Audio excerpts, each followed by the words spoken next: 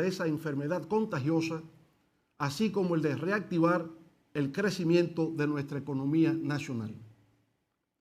Al ser el COVID una tragedia de carácter global, es evidente que todo lo que acontezca en torno a su propagación y sus consecuencias económicas y sociales repercuten en nuestro país. El principal desafío a nivel mundial para combatir la pandemia fue encontrar una vacuna adecuada. Se logró en tiempo récord, en menos de 8 meses.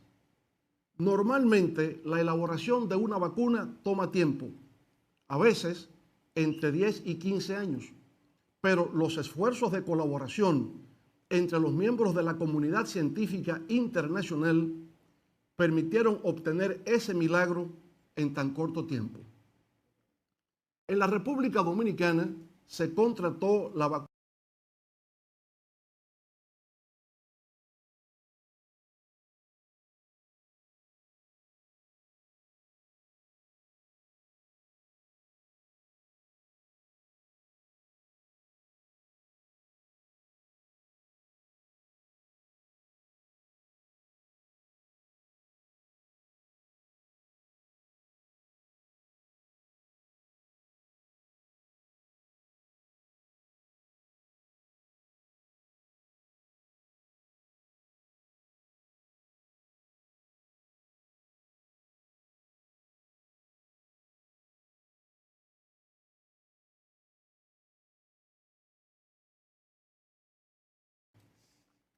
de una meta de vacunar a 7.8 millones de personas para fines de este año.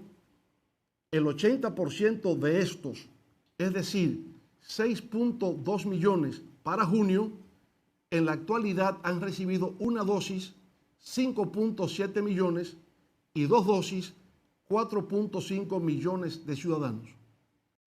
Por consiguiente, a agosto de este año, todavía faltaban 1.7 millones de personas por vacunar para completar la meta propuesta para junio del año en curso. Debido a una disminución del cúmulo de ciudadanos que en estos momentos acude a vacunarse, es lógico suponer que desafortunadamente tampoco se alcanzará la meta deseada en el plazo previsto.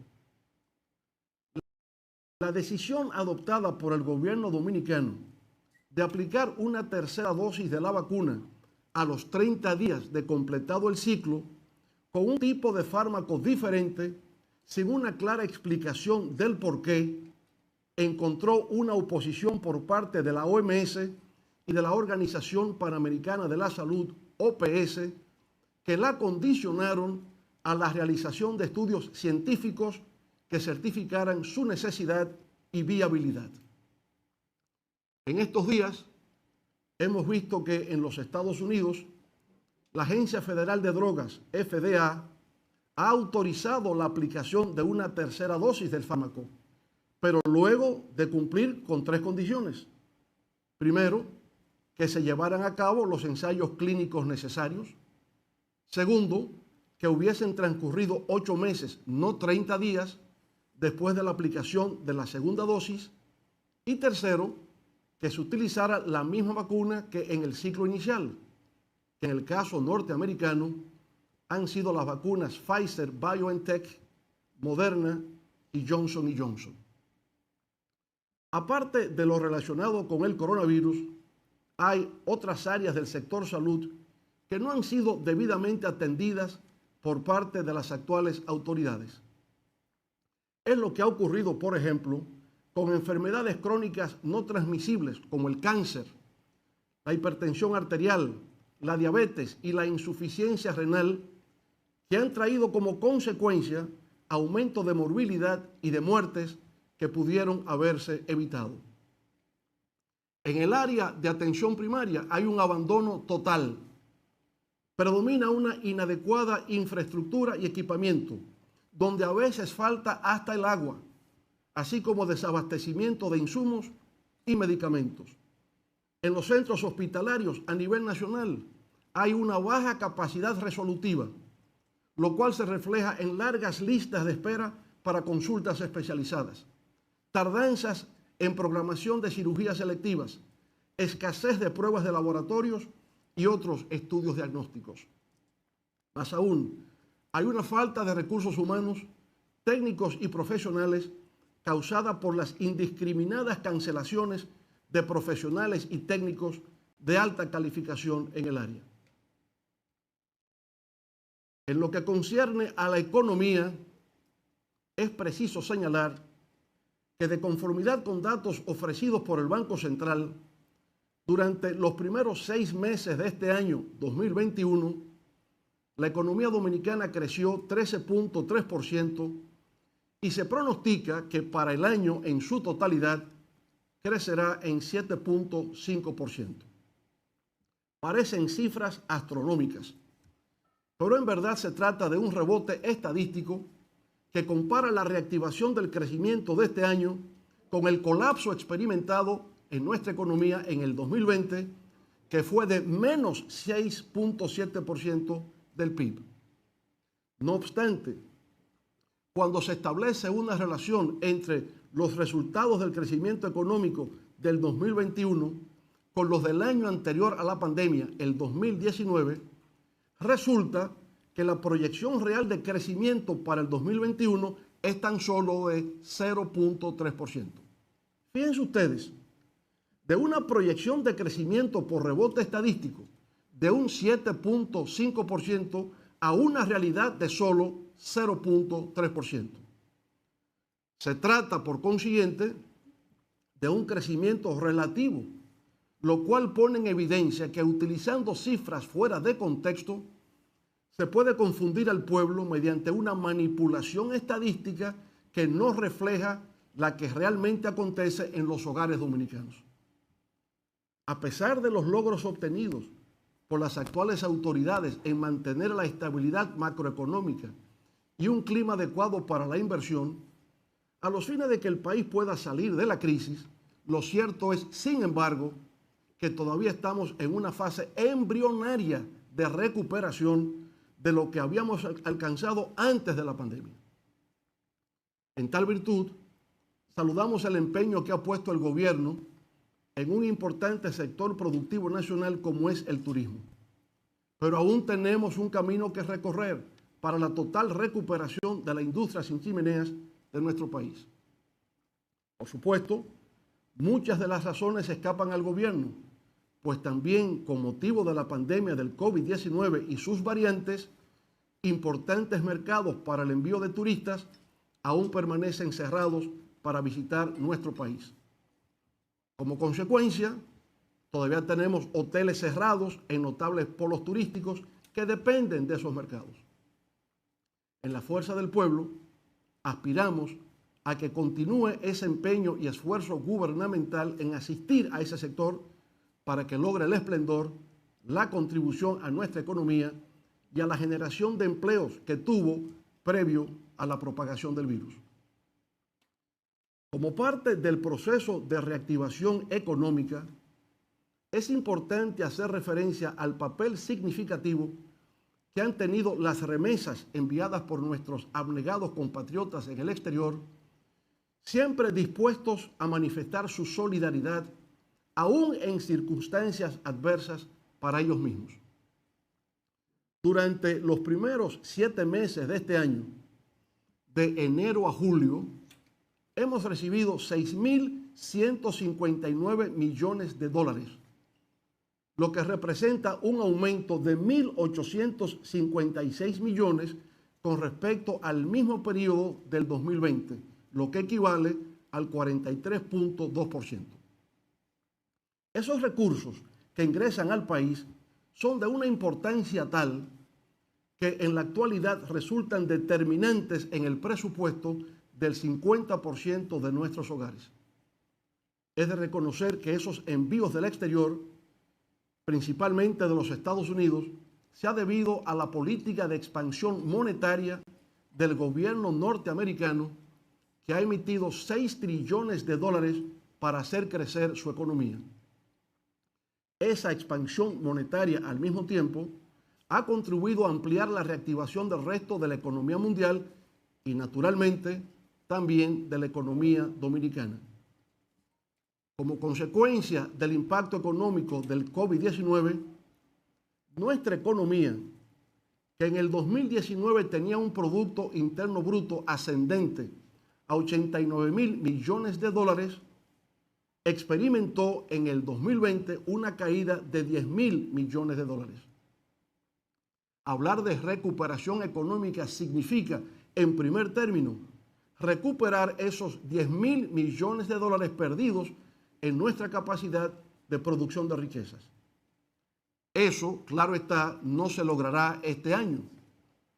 Con vientos a favor podría tal vez lograrse en el 2022, pero lo más probable, sin embargo, es que lo podamos alcanzar en el 2023.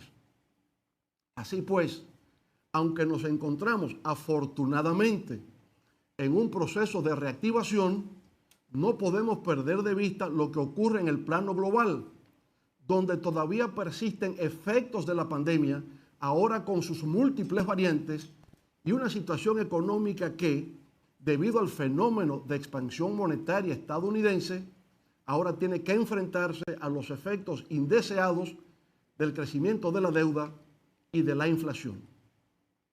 Por todo eso, cobra sentido la advertencia expresada por la CEPAL al estimar como una paradoja de la recuperación en América Latina y el Caribe el que el rebote económico no asegura un crecimiento sostenido.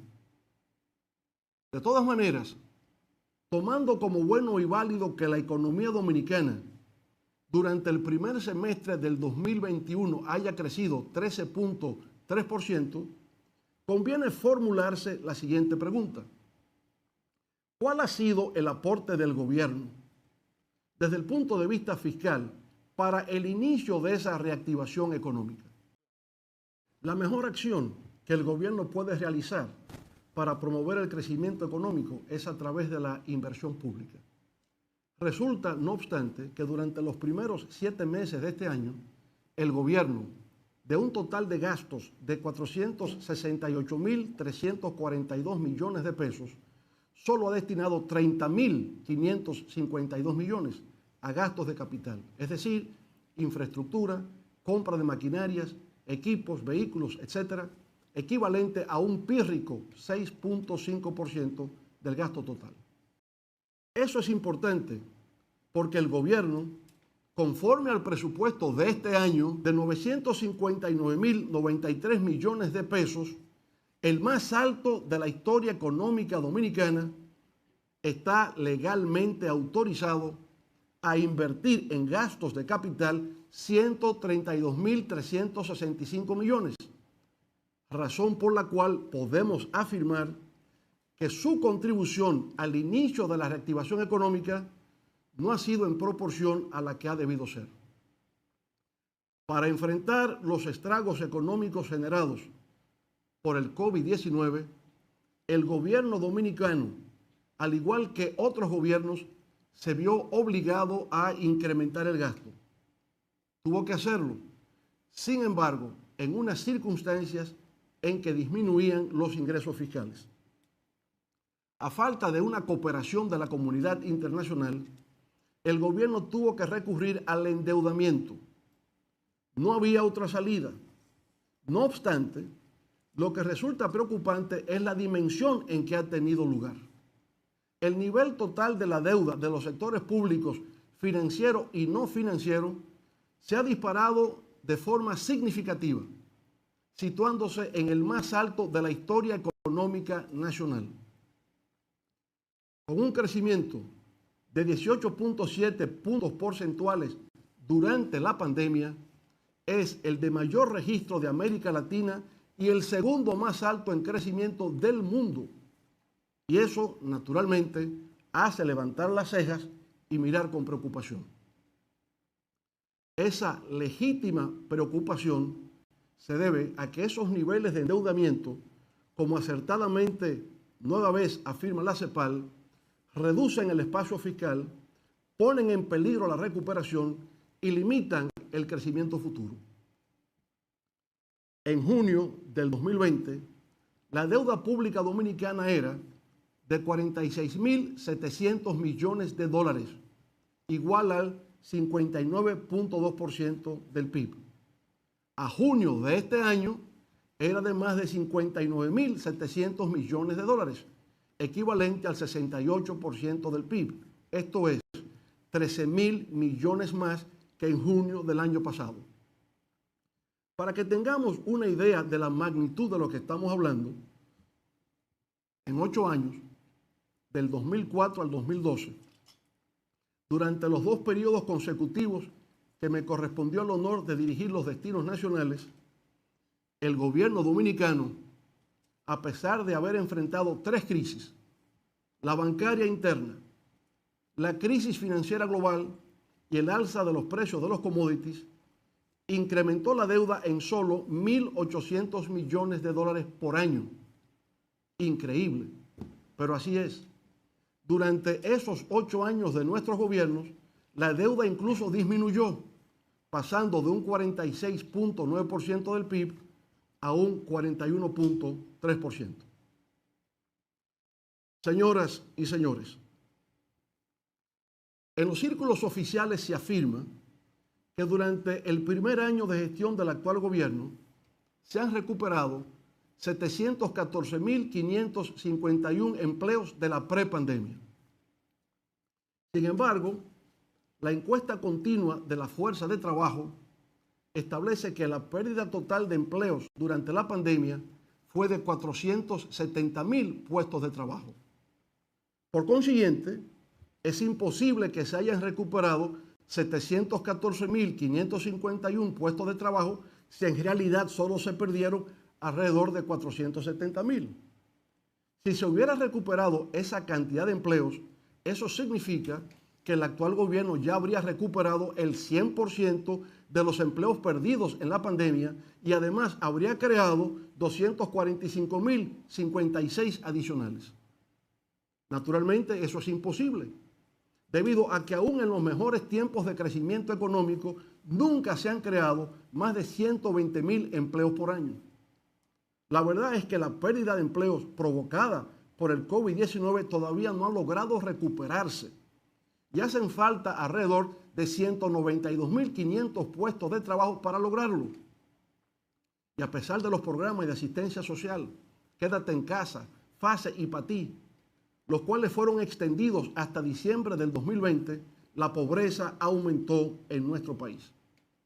En términos absolutos, esto implicó que 268.515 dominicanos descendieran a niveles de pobreza general, incrementándose de igual manera la indigencia o pobreza extrema. Pero a nivel general, lo que nuestro partido, Fuerza del Pueblo, ha observado que suscita mayores niveles de angustia, ansiedad y frustración en la población dominicana es el alza de los precios de la canasta familiar. Un ejemplo es lo que ha ocurrido con los precios del pollo, un producto de primera necesidad, fundamental en la dieta diaria de nuestro pueblo, que junto al arroz ocupa los primeros lugares en términos del gasto alimenticio de las familias dominicanas. Aunque se asocia el alza del precio del pollo a la fiebre porcina, la verdad es que desde fines del 2020 y durante los primeros 7 meses de este año, el aumento en su precio ha sido una constante. Se han hecho reuniones entre autoridades, productores, dueños de supermercados y vendedores para buscarle una salida a un tema que resulta agobiante para la población y no se ha logrado. Ha habido un fracaso en solucionar el incremento de los precios del pollo, pero de igual manera con otros productos, como el arroz, el aceite y las habichuelas. Tampoco se ha logrado mejorar la situación con los limones, las naranjas y los aguacates, y ni siquiera con el arenque o el bacalao. Personalmente, he consultado a algunos vendedores de pollo, quienes me han hecho saber que el precio varía de un día para otro, así como de un lugar a otro, pero en ningún caso baja de 75 pesos la libra. Más bien oscila entre 85 y 90 pesos y hay algunos puestos de venta en el Distrito Nacional donde ha llegado hasta a 100 pesos la libra. De acuerdo con las cifras del Banco Central, la inflación acumulada en el renglón de alimentos y bebidas no alcohólicas desde agosto del 2020 hasta julio del 2021 asciende en general a 9.84%. Pero hay productos alimenticios donde las alzas superan el 30%, el 40% y hasta el 60%. El huevo se incrementó al pasar de 179 pesos a 231 pesos el cartón de 30 unidades. La carne de res, que costaba 111 pesos la libra, ahora se encuentra a 152 pesos. El aceite de soya subió de 380 pesos a 626 pesos el envase de 128 onzas. Y las sopitas se incrementaron de 38 a 57 pesos la cajita de 7 unidades. El gobierno dominicano ha pretendido atribuir las alzas de los alimentos al incremento de los precios internacionales de los insumos y materias primas utilizadas en la producción, como los fertilizantes, los granos básicos y el petróleo. Sin embargo, esos mismos factores internacionales están presionando hacia el alza de los precios de los alimentos a todos los demás países de América Latina, con la diferencia de que la mayor parte de esos países muestran en los últimos 12 meses una inflación alimentaria moderada. El problema radica en que la inflación alimentaria de República Dominicana es una de las más altas de América Latina, solamente superada por Venezuela, Brasil y Argentina. El incremento de los precios de los alimentos, unido a la pérdida de empleos e ingresos económicos que ha sufrido el pueblo dominicano como resultado de la COVID-19, sugiere la posibilidad de que el país experimente un aumento del hambre y la subalimentación, lo que representaría a su vez un retroceso en términos de seguridad y soberanía alimentaria. Por supuesto, no podemos permitir que eso ocurra y la fuerza del pueblo trabajará de manera infatigable para impedir que una situación semejante pueda enseñorearse sobre el territorio de la República Dominicana. Distinguidos amigos, el actual gobierno dominicano ha manifestado un particular interés en lo relativo a la transparencia, a la rendición de cuentas y a la lucha contra la corrupción y la impunidad. Debemos reconocer que el gobierno ha sido enérgico e insistente en tratar de cumplir con sus objetivos de fortalecimiento del Estado de Derecho en nuestro país. No obstante, es preciso indicar que ese objetivo no se ha iniciado con la actual gestión gubernamental. Desde el 1996, durante nuestra primera gestión de gobierno, se puso en ejecución un plan integral orientado hacia la reforma y modernización del Estado dominicano. Se creó la Comisión Nacional de Reforma del Estado, CONARE, la Comisión Presidencial de Reforma de la Justicia y una comisión de 15 juristas para la modificación de los códigos legales. Se aprobaron la Ley Orgánica de Presupuesto para el Sector Público, la Ley de Crédito Público, la Ley de Tesorería Nacional, la Ley de Planificación e Inversión Pública, la Ley de Compras y Contrataciones de Bienes, Servicios y Obras Públicas, la ley que crea el Sistema Integrado de Administración Financiera del Estado, la ley que instituye el Sistema Nacional de Control Interno y de la Contraloría General de la República, la Ley Orgánica de Administración Pública, la Ley sobre Función Pública y la ley que crea la Estrategia Nacional de Desarrollo 2030. Durante nuestra gestión de gobierno, se crearon la Dirección Nacional de Persecución de la Corrupción Administrativa, antecesora de la actual PEPCA, el Sistema de Declaración Jurada de Bienes, la Comisión de Ética Pública y Combate a la Corrupción y las comisiones de auditoría social. Con la proclamación de la Constitución del 2010, se dio origen al surgimiento de nuevas instituciones que actualmente juegan un rol estelar en nuestro sistema democrático, como son el Tribunal Constitucional, el Consejo del Poder Judicial, el Consejo Superior del Ministerio Público, el Tribunal Superior Electoral, el Tribunal Superior Administrativo y el Defensor del Pueblo.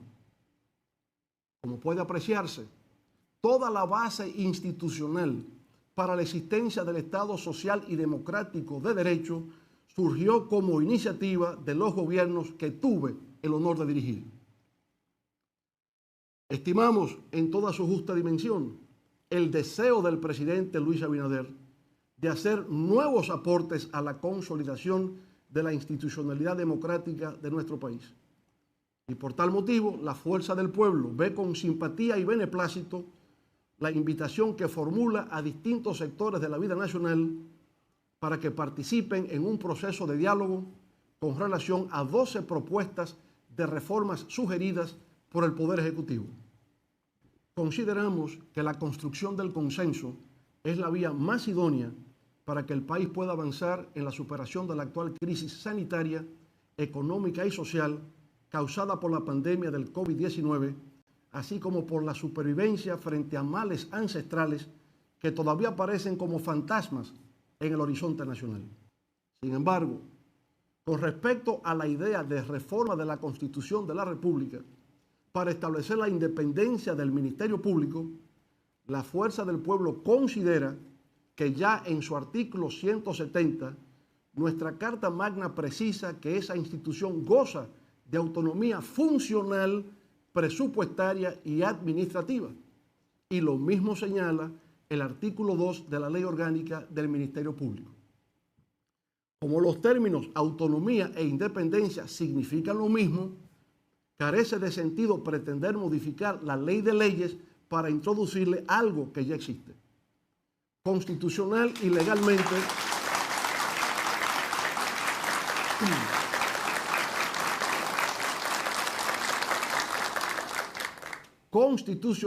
legalmente, el Ministerio Público en la República Dominicana es independiente.